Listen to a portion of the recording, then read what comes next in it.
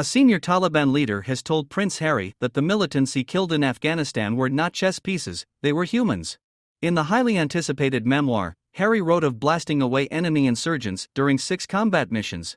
He recalled the taking of human lives as he confessed to not thinking of those he killed as people but as chess pieces to be taken off the board while serving on the Helmand front lines as an Apache helicopter co-pilot and gunner. In response to the prince's controversial claims, Taliban warlord Anas Haqqani tweeted, "Mr. Harry, the ones you killed were not chess pieces, they were humans, they had families who were waiting for their return. Among the killers of Afghans, not many have your decency to reveal their conscience and confess to their war crimes." The prince claims to have shot dead 25 fighters, adding that he didn't think of them as people while manning the gun. He adds, "It was not something that filled me with satisfaction, but I was not ashamed either." The Mujahedin, who the prince called chess pieces, reign victorious, GOL said, while Harry struggles to keep his place in the royal fold.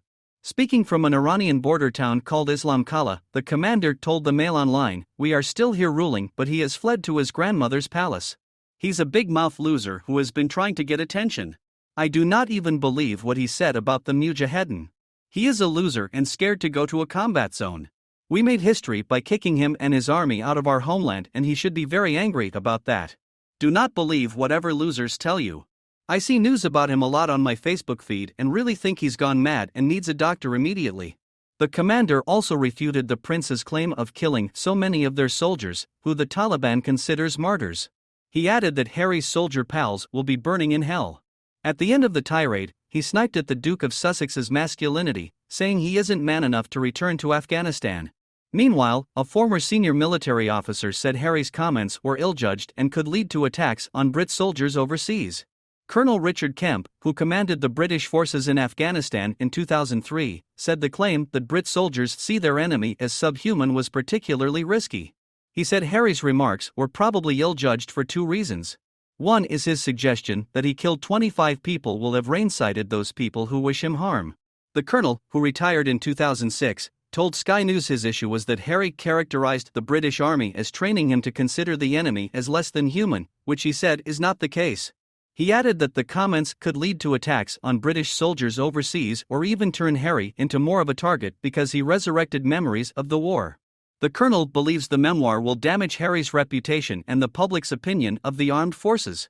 Usually, former servicemen would discuss how many people they have killed privately or with their own comrades, Kemp said. But due to many of the killings happening at long range with drones or other military equipment, many soldiers won't know their exact grim kill tally. Harry's position as a prince means he may have access to a lot more information than other regular combatants, the colonel said. Former National Security Advisor Lord Darroch said he'd advise the prince against going into that kind of detail. "But it's out there now," he said. "In terms of the detail, I personally wouldn't have gone there, but it's done now." The allegations of war crimes aren't the only controversies to arise out of the leaked memoir, with Harry being slammed for revealing sensitive information about his time in Afghanistan. He has been accused of breaking at least 4 military codes. Major General Chip Chapman, who fought in the Falklands campaign and has been the senior British military advisor to U.S. Central Command, has called Harry and his ghostwriter crassly and naively stupid.